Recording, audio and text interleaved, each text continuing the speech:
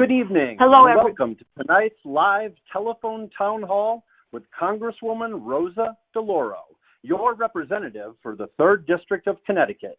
My name's Chris. I'll be moderating the conversation tonight. In just a few moments, we'll be joined by the Congresswoman. But before we begin, I'd like to explain what will happen in the next hour. The purpose of this call is to discuss health care, including Medicare, Medicaid, and the Affordable Care Act. We'll be joined by Andrea Barton-Reeves, Commissioner of the Connecticut Department of Social Services. We'll also be asking poll questions this evening so that we can hear from everyone in the audience.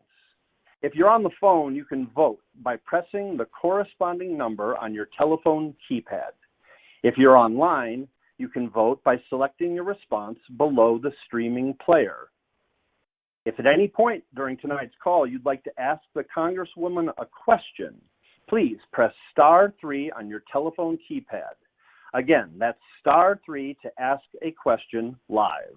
You will continue to hear the town hall until one of the Congresswomen's staff can assist you. If you're streaming the event on our website, you can simply type your name and question below the streaming player. And if you'd like to sign up for the Congresswoman's newsletter, please press *6 at any time during the call. If you don't have a chance to ask your question during tonight's call, please note you'll be able to leave a voicemail for the Congresswoman and her staff at the end of the call simply by remaining on the line. And with that, please welcome Congresswoman DeLauro. Thank you so much, Chris, and hello to everyone this evening. Thank you so much for joining tonight's call. This is Rosa, and I have the honor of representing all of you in the U.S. House of Representatives. If you would like to ask a question tonight, please press *3 at any time. This will place you in a queue to speak to a member of my staff. And tonight, I am here to listen to your questions about the Republican tax bill, what it will mean for the cost of health care in Connecticut. But before we get started, let me just say a few words and then introduce our guests who will be helping to answer this evening's questions. And I couldn't be more pleased to have with us someone who is a dear friend who's done an outstanding job, and that's Commissioner Barton-Reeves, who will speak to you in a few minutes. The commissioner will help answer our questions tonight. Americans are caught in the cost of living crisis. The cost of health care is a burden for so many families who live paycheck to paycheck. President Trump is choosing to make it worse, all in order to give even more tax breaks to giant corporations. Right now, President Trump and Republican allies in the Congress are pushing a gigantic tax bill that would make billionaires in America even richer. It would increase the debt by $3 trillion, or over $3 trillion.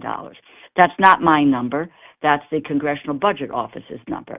And it would take health insurance away from at least 14 million Americans. The bill would also gut Medicaid and food assistance in order to pay for $4.5 trillion in tax cuts for billionaires and the biggest corporations. By lowering the amount of federal dollars available for the program and imposing burdensome new paperwork requirements, over 173,000 people in Connecticut alone would lose their Medicaid coverage. Medicaid, or Husky as we know it in Connecticut, is a lifeline for children, for people with disabilities, for low-wage workers, and seniors. It's not an exaggeration to say these cuts to Medicaid will cost people their health and their lives. This bill does nothing to extend the Affordable Care Act subsidies, taking affordable health care away from almost 13,000 people in our congressional district who purchase their health coverage on Access Health Connecticut, as premiums could be increased by 25%. This will completely be unaffordable to people, lead to many deciding they cannot afford to be insured. In total, it could lead to 16 million Americans losing their health coverage and nearly 40,000 in the 3rd Congressional District. This bill has far-reaching implications for hospitals, providers, and patients statewide. With the cuts to Medicaid and the Affordable Care Act coverage, the amount of uncompensated care will skyrocket, meaning health care costs will increase for everyone. If our health centers and hospitals cannot keep their doors open, our communities will lose access to care. And that is just what the Republicans passed in the House of Representatives. And we now have seen what the Senate bill looks like, and it is worse. We are hearing that, and we have now seen that the Senate is considering further cuts to Medicaid to try to offset more of the cost of their tax cuts. And to make matters worse, as written in the House, the bill will trigger more than $500 billion in automatic cuts to Medicare because the Republicans explode the deficit. There is a law that's called Pay As You Go, and that says if you increase the deficit, you trigger what amounts to about a 4% cut for various programs. Medicare is one of those programs. Seniors will also lose access to the Medicare savings programs that help many afford their copays or deductibles. Let me just say this to you. I will continue to fight for the programs that help you and your families get ahead, to defend your health care from what I view as a giveaway to billionaires and to the biggest corporations. I will advocate for proven programs like the child tax credit, which was the largest middle-class tax cut in a generation, and help people to afford their health care. Now I would like to introduce my guest for the evening. I am so grateful to be joined by Commissioner Andrea Barton Reeves of the Connecticut Department of Social Services. With over 20 years of experience in human services and advocacy, including the founding CEO of Connecticut's Paid Family and Medical Leave Program, she has dedicated her career to ensuring equity, dignity, and accessibility to services and supports for thousands of residents throughout the state. I now gladly turn it over to Commissioner Barton Reeves. Commissioner? Yes, I'm here. Thank you so much, Congresswoman DeLauro, and I'm really grateful to join you this evening with your constituents. What the Congresswoman has laid out is really unimaginable to so many Americans and to so many of us here in the state of Connecticut. She did outline many of the cuts that are proposed in both the House and the Senate versions of the bill, but I'd like to speak more specifically about what we think will actually happen in the state of Connecticut, both to Medicaid and also to SNAP, which is our Supplemental Nutrition Assistance Program that also feeds so many people in our state. So with respect to Medicaid, there is still in the House and Senate bill penalties for expansion states, and those are states that have provided coverage to people who otherwise didn't qualify for Medicaid. And we have 338,000 people in our expansion population. Well, because we also choose to provide support for those who are undocumented, we will be penalized by as much as $250 million, even if we choose to cover one person, one child, under our expansion population. These proposals also propose to make it much harder for individuals and families to access benefits by sunsetting a rule that would have allowed families and individuals to apply just one time under one application for all of the benefits that they might be eligible for. This is definitely and deliberately designed to discourage people from accessing benefits. There will also be more frequent checks of the individual and provider deceased database. Now, we've all read the stories about the deceased database and people being added by the thousands to this database that are actually not deceased. So it is yet another way to identify people who our current administration believes should not be on the rolls and should not be recipients of much-needed medical care. There's also a reduction that's being proposed in the percentage of money that states get, commonly known as the FMAP, for emergency medical coverage from currently 90% to as low as 50%, again, because we choose in this state as an expansion state to cover individuals who otherwise would receive absolutely no health insurance. Now, if that doesn't sound draconian enough, let me turn to what are now the work requirements, which they're called community engagement rules under the Senate bill. But what we should know in this state is that 73% of the people who receive Medicaid are working full or part-time.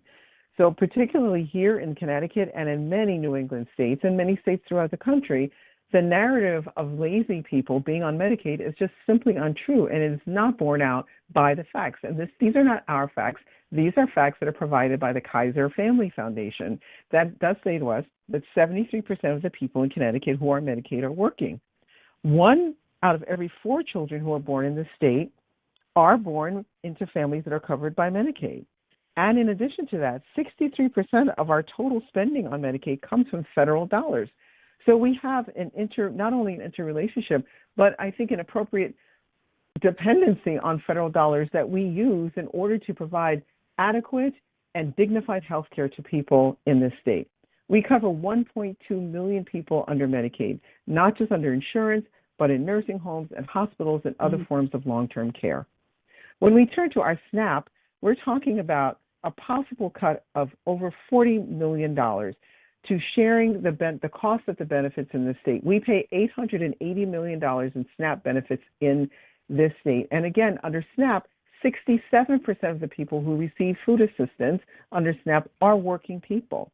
There's also provision to possibly cut SNAP and its connection to heating assistance to drastically reduce the amount of money and support that people who are receiving SNAP assistance might get to their households.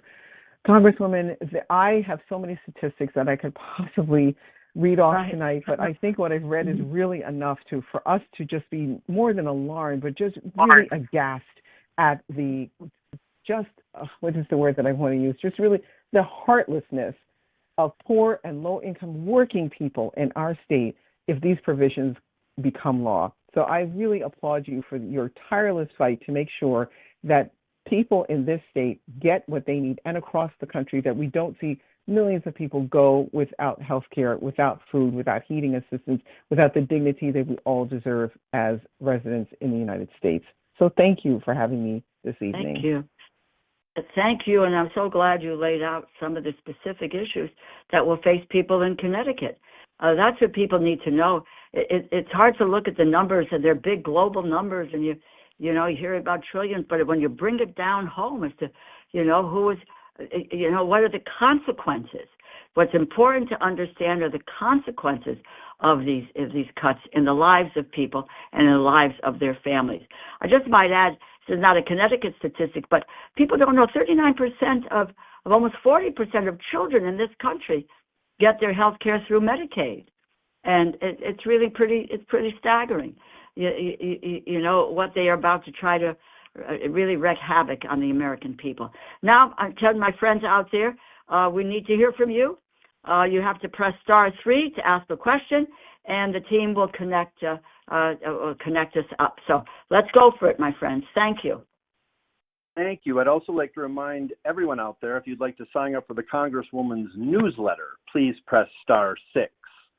Let's go to our first live caller.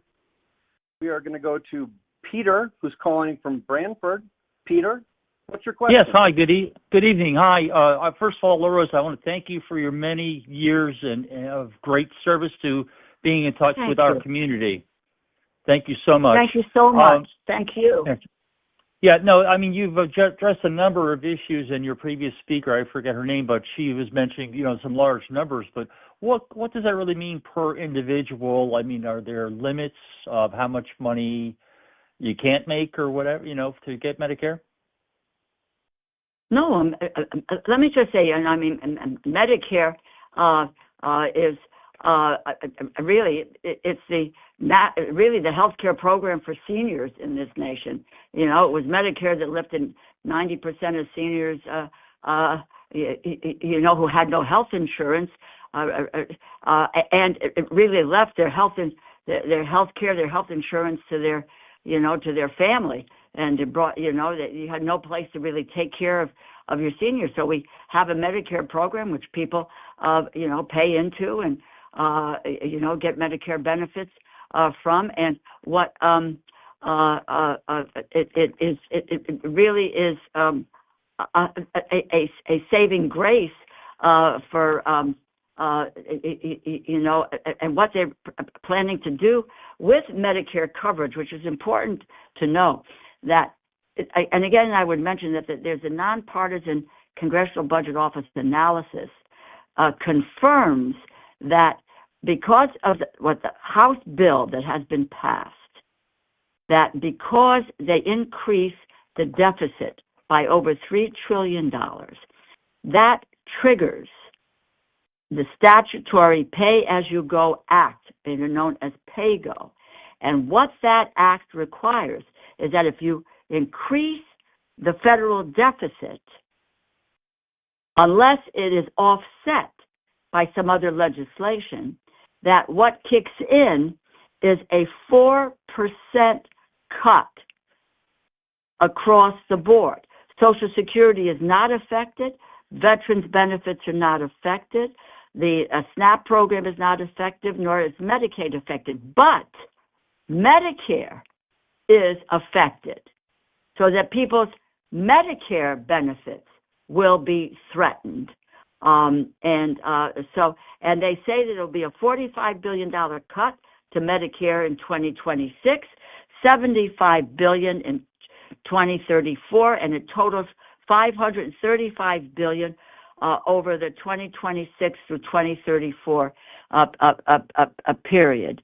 I don't have a specific dollar amount per individual that will occur, but the Medicare benefits will be hit and will be hit hard. And what we don't know is the savings program, the Medicare savings program, does have income limits, but Medicare does not have income limits. You qualify at over age 65 years old. And we do not know, when it comes to the benefits and how they would be affected, we do not know how Dr. Oz would implement this sequestration or this cut across the board for Medicare. Thank you, Congresswoman. A reminder that if you'd like to ask a question live, please press *3 right now on your telephone keypad. And if you'd like to sign up for the Congresswoman's newsletter, press *6. And right now, let's go to our next live caller, Elizabeth from Middletown. You're on the line. What's your question?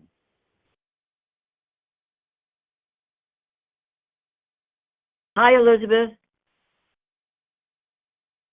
Thank you for your Elizabeth? great work. Thank you for your great work. Thank you.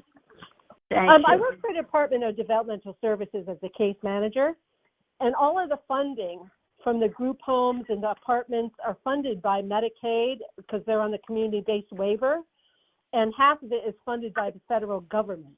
I'm just wondering what will happen to these clients that I have in their group homes and in their apartments. I'm going to ask the commissioner to take a stab at that question. Sure. What's on the ground here? Thank you. Yes, and feel free, Commissioner, to respond on the Medicare question as well. Oh, yes, thank you. No, but I think, Congresswoman, you answered that quite thoroughly. So I'll just turn my attention to the question at hand. And so thank you for your question. I actually was on a call with your commissioner at DDS today, really also talking with him about these possible really deep and draconian cuts to Medicaid. We will do, and I know that every one of us in state service is really just trying to be as committed as we can to maintain as many services as possible. It really is up to the executive branch, meaning the governor and the legislative branch in concert with one another, to make determinations about our budget and our spending. What we've done is we've presented what the an initial fiscal analysis of some of these cuts might look like, and then it will be up to the legislature and the governor to determine where and how we will either make up that money or make other cuts in other areas. I will say this, though. There is no state in this nation of ours that has enough resources to fill the gaps from all of these cuts were they to become a reality all at the same time. And so many states are making some very difficult decisions. When we talk to our colleagues in California, they are determining whether or not they can continue to provide coverage for people who are undocumented. There are some states that are trying to make some very difficult decisions about whether or not they can continue to have a SNAP program because of some of the cuts that I outlined earlier. It is our deepest and most earnest hope that we can continue to provide supports for people who are most vulnerable, including those that work at DDS. I was a DDS provider for almost 10 years, so I've lived on both sides of this issue. And the last thing I'd want to see is any family or any individual lose their supports in nursing homes or to be independent in the community. So I would say make your voice heard as loud as you possibly can, particularly at the federal level, so that we can maintain funding so that everyone can continue to have access to the services that they deserve. Thank you, Commissioner. We'd now like to take a moment to hear from everyone in the audience. We're going to ask a few poll questions. If you're on the phone, you can vote on the poll by pressing the corresponding number on your telephone keypad. If you're online, you can vote by selecting your response below the streaming player. Our first question: where do you receive health insurance? Please press 1 if it's through your job. Press 2 for On-Access Health CT. Press 3 if it's through Husky or Medicaid. Press 4 if it's through Medicare. Let me repeat that real quickly. Where do you receive your health insurance? If it's through your job, press 1. If it's On-Access Health CT, press 2. If it's through Husky Medicaid, press 3. And if it's through Medicare, press 4.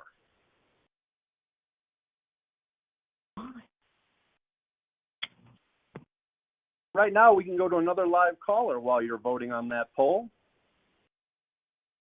Teresa from Wallingford, you're live. What's on your mind? Hello, and thank you for your work. Thank you. My question is, if we have these states that, like, basically a lot of the blue states with, higher taxes and more population, we're helping support these people who are voting against. So, like, our money, our tax dollars get funneled by the government, and they take that money and they send it to, like, say Alabama or Mississippi or whatever. If they're going to keep taking the same amount of taxes and not give us any of the benefits, can Connecticut just say, look, we're giving you less money for these other states because we need it for ourselves? Like, if these red states don't want to help anybody, then why are we giving them money? No, you make a valid point here, I tend to agree with you. I would really doubt, and I don't believe that they would lessen the amount of money that Connecticut and other donor states, if you will, provide. The issue here is that what we need to do is to fight what they're doing, and we have the opportunity to do that through the courts. And we are. The courts are our friends these days, and we've seen a lot of these proposals that have been, with a temporary restraining order or blocked, etc., which we keep needing to do because, in effect, they are stealing taxpayers' dollars, and we cannot allow them to get away with that. We can also deal with legislation, and though we are in the minority, you may not be able to pass a piece of legislation to counter what they're doing. You can make that fight and make it very loud and clear. And then the third pillar here, my friend, is that it's public outcry and sentiment that this is people need to be up on their feet saying no. We're not going to do this. But those are honestly the three ways in which we have the opportunity to fight back. I think people are beginning, and you'll be helpful in telling me, people are beginning to realize the consequences of these policies, and people are up and on their feet and really speaking out in opposition to what these cuts are about, and the outrage of these cuts. And if you listen to the commissioner of what kind of what this would do to people's lives. And we're talking about health care here. And when you talk about health care, you don't talk about a road, a bridge, a helicopter. You talk about people's lives being at stake and what they can do. And that's why we need to fight back. That's why we need to educate people about what is going on and what these cuts mean in terms of what is going to happen to your family, to your kids, etc. That's what's got to come through on this so that we can stop it. Congresswoman, do you mind if I weigh in just a moment? Do you mind if I weigh in for a do. moment on that question? All please. Right. So I would say to your constituent that the pressure that the Congresswoman has outlined, it actually works. When you think about what was proposed in the House bill, particularly as it affected red states, even though this is definitely not the direction that we wanted to see anything go in, it actually has calmed some of the more outrageous proposals that had been made in the House Ways and Means and also in the House bill because of the voices of the people in the country that have said, you don't understand, in red states, we have a lot of people that are on Medicaid and a lot of people on SNAP and a lot of people who are getting heating assistance. So no, you cannot make these cuts as draconian as you had first suggested, because you're going to hurt your own constituency. So your voice is extremely important and it does make a difference. So please continue to use it. And I would just add one footnote, Commissioner, is that, people, you have networks of friends, of organizations, churches that you belong to, etc. You've got to get to the members in those red states so that their constituents understand what is going on and then are confronting them about what they are doing. That's what has to happen. I will just give you one very quick example. On Social Security, the effort was to say that people could no longer use the telephone to find out about their benefits or to find out about their eligibility, that they were going to shutting down the offices, but making it more difficult for people to access their benefits. Well, there was a very big public outcry, and while they're still going to be shutting down Social Security field offices, they backed off the effort to say that people couldn't call in any longer to get access to their benefits. So as the commissioner said, public outcry makes a difference, a big difference. That's what we all need to be engaged in. Thank you. Thank you. And before we get to our next caller, I'd like to give you the results of our first poll question. We asked, where do you receive your health insurance? 50% of you said through Medicare. 36% of you said through your job. 10% said through Husky Medicaid. And 4% said Access Health CT. I'd like to remind everyone, if you'd like to ask a question live, please press *3 on your telephone keypad. And if you'd like to sign up for the Congresswoman's newsletter, press *6. But right now, we're going to go to Eileen, who's calling from Hamden. Eileen, you're live. What's your question? Hi, I want to know if we're in our 70s, we only receive Social Security, we're on Medicare, qualified medical benefits, and receive SNAP. Are any of these programs going to be affected by these new policies? Yes, they absolutely are, and I'll ask the commissioner to join in. The QMB, qualified Medicare beneficiary, the specified low-income Medicare beneficiary, the additional low-income Medicare beneficiary, that pays for your Medicare, the Part B premium. So these benefits really can save you hundreds of dollars every year. But what is going to what will happen here is the states are going to have to make a decision as to what the level of participation or what will be cut or not cut. That's where that's where we will leave the states in the position of having to make a determination about that. That's the choices that when we get down to it, because these programs will be affected, is that states are then going to have to say, well, who are we going to what programs are we going to be able to do? At what level are going to be able to do that? And this is a cut to Medicare.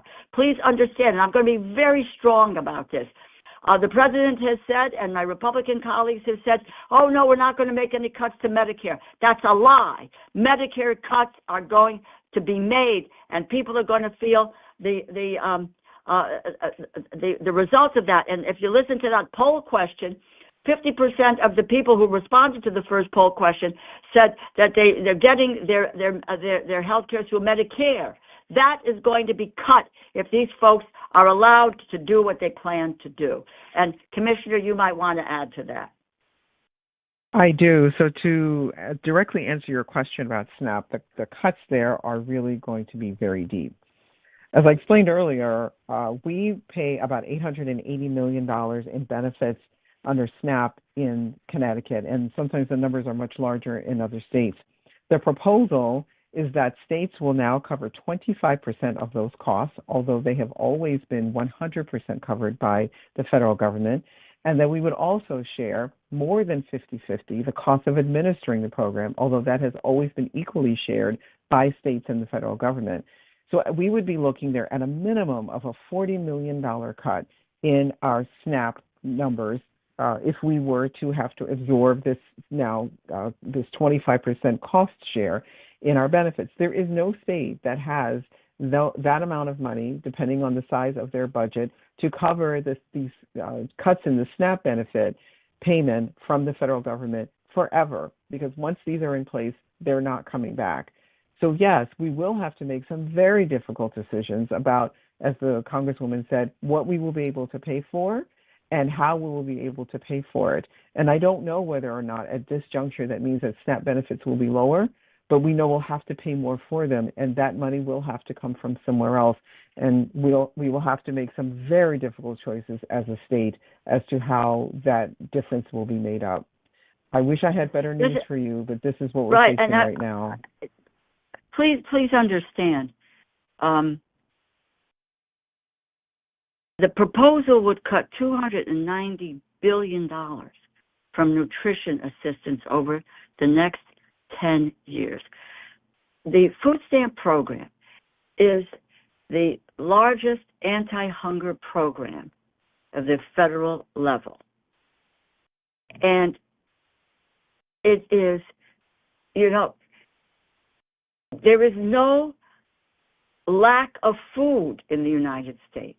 There is an abundance of food, and no adult nor child should go hungry in the United States of America. And we've got the Senate is also, they don't cut as much, but this is where we really, we've got almost 392,000 people in Connecticut received SNAP benefits in 2024. In this district that I represent, it's almost 149,000 in 2024. That's 18% of the district. 34% are 18 or younger, and 13% are 65 and older. This is a outrageous cut to a program that has served people in our state and all over the country so well over the years. Thank you so much for that question, Eileen. Our next question comes from Bobby in Brantford. Bobby, you are live. What's your question? I would like to know what we as citizens can do about this. We understand that there is a bill that's about ready to be voted on in the Senate. We do not know what is in the bill. Regardless of what our news sources, no one is telling us what is in the bill. Also, we have a choice in this country. These are children we're talking about, and someday they're going to be adults. Right now, they need to be fed, they need to have nutrition and health care in order to become healthy adults. Why is it that nobody understands this? Also, one more thing about undocumented people in this country. It is on us as citizens. We need legislation that will allow these folks to become citizens. When was the last time we had legislation in this country? That's all. Yeah. No, that's all. What an eloquent statement. I much appreciate it. But that's it. And you ask what you can do. There is so much that people can do. Sometimes people say they feel powerless, but it is what I call this public outcry. And you saw over this past weekend, you had about 4 or 5 million people out, just addressing some of these issues. That has got to continue to occur. I believe that the people of this country are beginning to realize what is happening. This is not what this is not what they voted for. They were told that on day one the cost of living was going to come down. We haven't seen anything that addresses the cost of living. As I said in my opening statement, people are struggling. They're living from paycheck to paycheck. And now what we are looking at is the scale of these cuts to programs that keep people healthy, keep children healthy, and keep people fed, and really keeping people alive. Many of them, particularly with the health care. That is why, and I say, I'm going to be very frank with you. You don't have to worry about the delegation in Connecticut. We're all together on this and in opposition to what is happening. What we need to do is to get to people in other states. And again, you have networks that you're engaged in, either from your work or your church or so forth, that are friends that you have in other states, and people that you can call on and have them be in touch with their members of Congress to stand up and fight against this. This doesn't only happen, to one political party. This affects everybody in the United States, and that public outcry that I talk about is so powerful. That's what we need to do. Thank you. And before we get to our next caller, I'd like to ask you all another poll question. That question is, what is the most important issue to you? Please press 1 on your telephone keypad if it's health coverage. Press 2 if it's SNAP food stamps. Press 3 if it's changes to Inflation Reduction Act energy credits. Or press 4 if it's the expanded monthly child tax credit. Again, what is the most important issue to you? If it's health coverage, press 1. SNAP food stamps, press 2. Changes to Inflation Reduction Act energy credits, press 3. The expanded monthly child tax credit, press 4. And if you'd like to get in the queue to ask the Congresswoman a question, press star 3. Right now, we're going to go to another question. We have Steve, who's calling from North Branford. Steve, what's on your mind? Okay, can you hear me? Yes, can hear you, Steve. Okay, Rosa, how you doing? And I'm well, my dear. Yes, basically, I wanted to say, I think that Trump's executive actions, they're a serious vilification threat to democracy, and I'm opposed to them. Now, we've got 100 senators, 455 members of Congress, and the legislative branch of government should be running the country. And this is an issue that, Rosa, I wrote you a letter about this. I don't know if you received it or not. Basically, the Canadians are our friends, and right. the tariffs against Canada are very, very disrespectful. Now, what I think we should do, I think that Senator Chuck Schumer and House Leader Hakeem Jeffries should travel to Ottawa, Ontario, to discuss the matter with the Canadian Prime Minister, Mark Carney, and not involve Trump in these discussions. I mean, I was in Canada this weekend. The Canadians, they're afraid to come to the States. They're afraid Trump's going to have them arrested. And right. What's your opinion of what I said, having a conference like that in Ottawa? Well, let me just tell you. Let me just say this.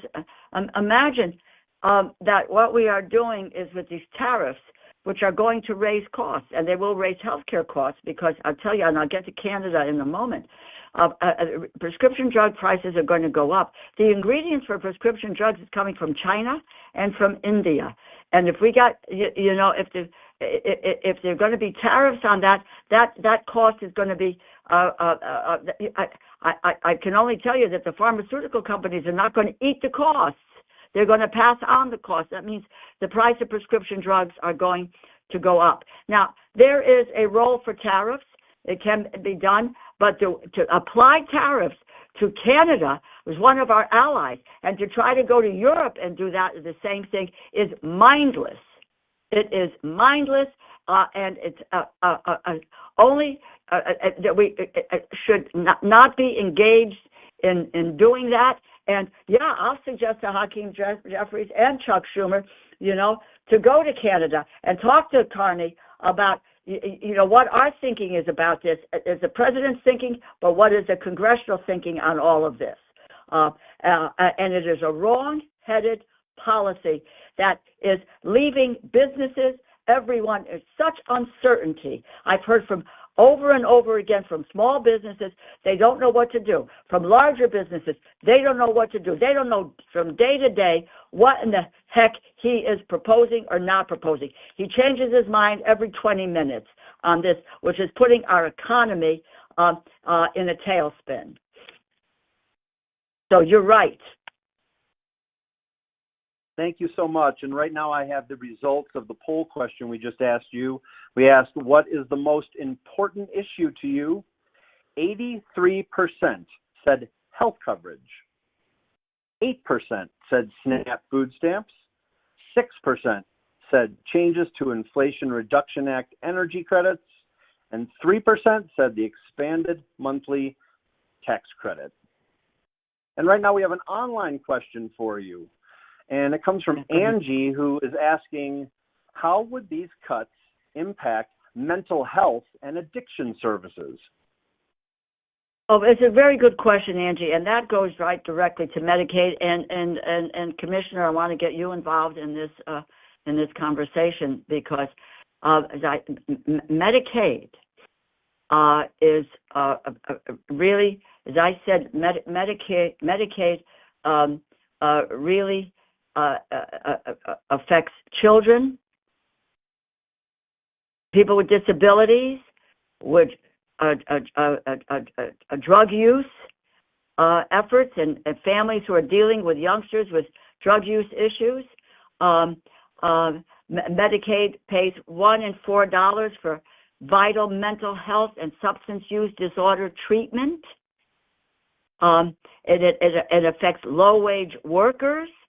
It has implications for low-wage workers, and it also for seniors. But the $1 in $4 for treatment is critical, and the size of the cuts to Medicaid, I'm going to use the word, it's almost criminal here. That what would that do, and what it would do to families who are struggling with these issues, and Medicaid covers 1 in 3 adults with mental illness, and nearly half of adults with opioid use disorder. Significant impact on these families. Commissioner? Yes. So thank you, Congresswoman. The statistics that you just cited are really daunting. The other challenge that we have is access to care. So 27% of our Medicaid dollars in this state are spent on hospitals. We tend to think about that in a very traditional way, but that's for that also means that our private providers, who are such a critical part of delivering services in mental health and addiction, will not have the resources that they need in order to meet our community's needs. And that's every single community in all 169 towns, cities, hamlets, and villages in Connecticut. The cut is so inhumane, and it will mean that people won't be able to get access to care because there will be fewer providers, there will be fewer areas where people can actually go and get care, there will be fewer outpatient treatments, and we will begin to see the impact of this. We already have an issue with providers and capacity because the need is so great. So when there are fewer resources, we will feel it in an even greater way, but these are families and people and individual lives that will be so adversely impacted, and that's why we have to fight against these cuts.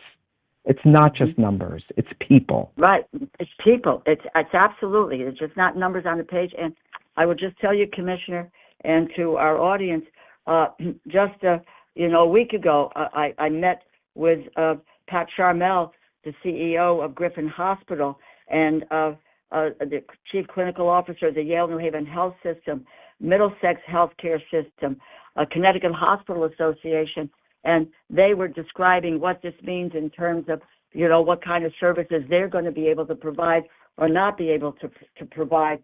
And, when people are not seeing doctors and so forth, they're going to use emergency rooms. The cost of uncompensated care will go up in the state of Connecticut by nearly $488 million. Hospitals, our community health centers cannot endure these costs. And I will just tell you, nationwide, we have 44% of our rural hospitals already operate in the red, and nearly 200 are already at risk of closure. I'm so delighted you brought up the issue of what the effect of all of this is on our hospitals. It's an important part of our healthcare system. Thank you so much. Let's go to another caller who is on live, and it's Rich, who's calling from Milford. Rich, you're on live. Thank you. Hi, Rosa. Hi, how are you? Good. The question that I have is that the Republicans have a very thin margin in the Senate. Is there any indication that there's going to be some Republican senators that are going to be brave enough, to step back and say, no, we're not going to go along with this, and give our Democrats a chance to negotiate a better situation here? Well, listen, it's an excellent question. Let me just tell you about the House, where there's also a very slim margin that the Republicans have in the House. And while there are 8 or 9 of the folks who said that they were not going to vote for this package, they were invited to go to the White House, and long and the short of it, they won by, I believe, 2 votes. And so we needed a few people who are willing to stand up and have the gumption to say, no, we can't do this. We've got people who are on Medicaid, and we cannot abandon them. Now, I don't know what will happen in the Senate, but if it replicates what it did in the House, I know that Senator Murkowski of Alaska said that, she was unclear about doing this, and 1 or 2 others. But that's what we need. We need people now really to stand up because this doesn't only affect, one state. It's all over the country that this is happening. And on so many issues, we need just a very few of our colleagues on the other side of the aisle to stand up and to say no. But I think some of them are afraid of being primaried in an election, but some of them really believe that we should be as cruel as this and to make these cuts. Now, the bill in the Senate will have to come because it will be changed. It will come back up into the House, and we're not at the table. The Democrats are not at the table, so we've got to get to. That's why I say people have got to get to members. Republican members of the Congress, to get them to stand up and to understand how it's going to affect their constituents. Thank you so much for that question, and thank you to everyone who participated in this important event. Unfortunately, we're just about out of time, but we appreciate the opportunity to speak directly with you and answer your questions. If you were not able to get to your question this evening, you can contact us through our website at deloro.house.gov. Again, that's deloro.house.gov. Or you can leave a voicemail right after this event. We'll host more of these events in the future to keep you informed on what we're working on and other important updates. With that, I'll turn it over to the Congresswoman for some closing remarks. Well, my gosh, I'm so sorry. The time goes by quickly. So if you really didn't get a chance, I'm sorry we didn't get to all of the questions. If we did not get to your questions, please don't hesitate to be in touch with my office. I'll give you my office number. It's 203-562-3718. And we would be happy to try to address any of your questions. And you can also reach out to Commissioner Barton Reeves, the New Haven office at 855-626-6632. You want to know that, look, our state is fighting back, and the commissioner and the governor, and fighting against these cuts. And I will continue, as I said in my opening remarks, to fight back on these attacks on your health care and at every step. I continue to urge you to make your voices heard. Public opposition and outrage matters. It has already forced them to step back on several fronts. The Congress is an institution that responds to external pressure. You all out there are that external pressure. Thank you so much for participating, and good night to you. Take care, and I hope to hear from each one of you soon. God bless you. Take care, and hope that you and your families are safe. Thank you. Good night. And a quick reminder, if we weren't able to get to your question, please stay on the line right now, and you can leave a voicemail immediately after the event. Thank you for participating, and have a great rest of your evening.